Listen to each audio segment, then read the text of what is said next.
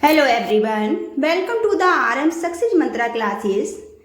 आज फिर एक और कहानी जो कि पंचतंत्र की कहानियों में से एक है, नैतिक कहानी है चापलूस मंडली।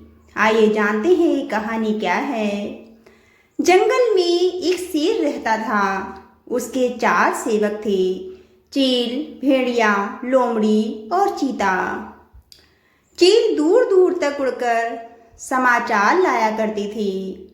चीता राजा का अंगरक्षक था, सदा उसके पीछे चलता था। लोमड़ी शेर की सेक्रेटरी हुआ करती थी। भेड़िया गृह मंत्री था। उनका असली काम तो शेर की चापलूसी करना था। इस काम में चारों बड़े ही माहिर थे, इसलिए जंगल के दूसरे जानवर उन्हें चापलूस मंडली कहकर पुकारते थे। शेर शिकार करता, जितना खा सकता वह खाकर बाकी अपने सेवकों के लिए छोड़ जाया करता था। उससे मजे में चारों का पेट भर जाता था। एक दिन चील ने आकर चापलूस मंडली को सूचना दी, भाइयों, सड़क के किनारे एक ऊंट बैठा है। भेड़िया चौका, ऊंट किसी काफिले से बिछड़ गया होगा। चीते ने जीभ चटकाते हुए कहा, हम शेर को उसका शिकार करने को राजी कर लें तो कई दिन दावत उड़ा सकते हैं। लोमड़ी ने घोषणा की, यह मेरा काम है। लोमड़ी शेर राजा के पास गई और अपनी जुबान में मिठास घोलकर बोली, महाराज, दूत ने खबर दी है कि एक ऊंट सड़क किनारे बैठा है। मैंने सुना है कि मनुष्यों के पाले जानवरों का मांस बड़ा ही स्वादिष्ट होता है, बिल्कुल राजा महाराजाओं के काबिल। आप आज्ञा दें तो आपके शिकार का ऐलान कर दूं। शेर लोमड़ी की मीठी बातों में आ गया और चापलूस मंडली के साथ चील द्वारा बताई जगह जा पहुंचा। वहां एक कमजोर सा ऊंट सड़क किनारे निढाल बैठा था। उसकी आंखें पीली पड़ चुकी थीं। उसकी हालत देखकर शेर ने पूछा, क्यों भाई, तुम्हारी ये हालत कैसी हुई? ऊंट कराहता हुआ बोला, जंगल के राजा, आपको नहीं पता इंसान कितना निर्दयी होता है। मैं एक ऊंटों के काफिले में एक व्यापार मेले में माल ढो रहा था। रास्ते में मैं बीमार पड़ गया, माल ढोने लायक नहीं रहा। उसने मुझे यहाँ मरने के लिए छोड़ दिया। आप ही मेरा शिकार कर मुझे मुक्ति दीजिए। ऊंट की कहानी सुनकर शेर को दुख हुआ।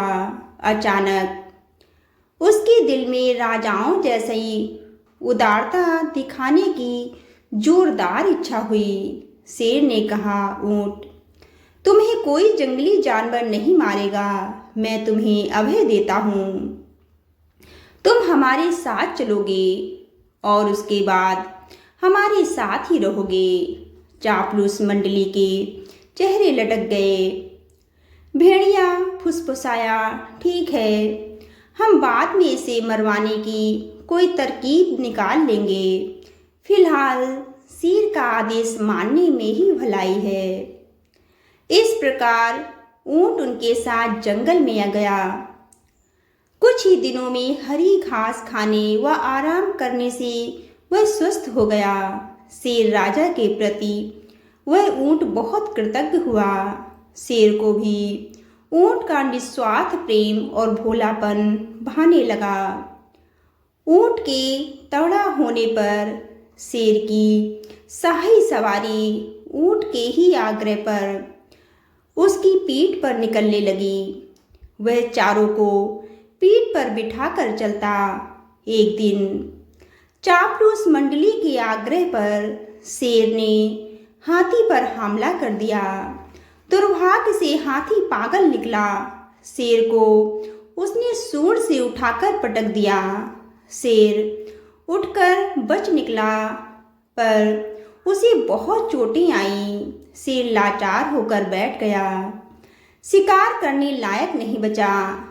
कई दिन ना शेर ने कुछ खाया और ना ही सेवकों ने। कितने दिन तक भूखा रहा जा सकता है? लोमड़ी बोली। हद हो गई। हमारे पास एक मोटा ताजा ऊंट है और हम भूख से मर रहे हैं। चीते ने ठंडी सांस भरी। क्या करें? शेर ने उसी अभय दान जो दे रखा है। देखो तो ऊंट की पीठ पर कुबड़ कितना बड़ा हो गया है। चर्बी ही चर्बी भरी है इसमें। भेड़िए के मुंह से लार टपकने लगी। ऊंट को मरवाने का यही मौका है। दिमाग लड़ाकर कोई तरकीब सोचो। लोमड़ी ने धूर्त स्वर में सूचना दी। तरकीब तो मैंने सोच रखी है। हमें एक नाटक करना पड़ेगा। सब लोमड़ी की तरकीब सुनने लगे। योजना के अनुसार चापलूस मंडली शेर के पास गई। सबसे पहले चील बोला, महाराज, आपको भूखे पेट रहकर मरना हमसे देखा नहीं जाता। आप मुझे खाकर भूख मिटाइए। लोमड़ी ने उसे धक्का दिया। चल हट, तेरा मांस तो महाराज के दांतों में फंसकर रह जाएगा। महाराज, आप मुझे खाइए। भेड़िया बीच में कूदा। तेरे शरीर में बालों के सिवा है ही क्या? महाराज, आप मुझे अपना भोजन बनाइए। अब चीता बोला, नहीं भेड़िए, भेड़िए का मांस खाने लायक नहीं होता। मालिक, आप मुझे खाकर अपनी भूख शांत कीजिए। चापलूस मंडली का नाटक अच्छा था। अब ऊंट को तो कहना ही पड़ा, नहीं महाराज, आप मुझे मारकर खा न जाएं। मेरा तो जीवन ही आपकी कृपा पर है, आपका दान दिया हुआ है। मेरे रहने का क्या मतलब अगर आप भूख से मर जाएं? मेरे रहते आप भूखों मरें, ये नहीं होगा। चापलूस मंडली तो यही चाहती थी। सभी एक स्वर में बोले, यही ठीक रहेगा। महाराज, अब तो ऊंट खुद ही कह रहा है। चीता बोला, महाराज, आपको संकोच हो तो हम इसे मार दें। चीता व भेड़िया एक साथ ऊंट पर टूट पड़े और ऊंट मारा गया। इस कहानी से हमें यही सीख मिलती है कि चापलूसों की दोस्ती हमेशा खतरनाक होती है। हमें चापलूसों से हमेशा ही बचकर रहना चाहिए। आपको कहानी अच्छी लगी तो चैनल को लाइक करिए, शेयर करिए, सब्सक्राइब करिए। धन्यवाद।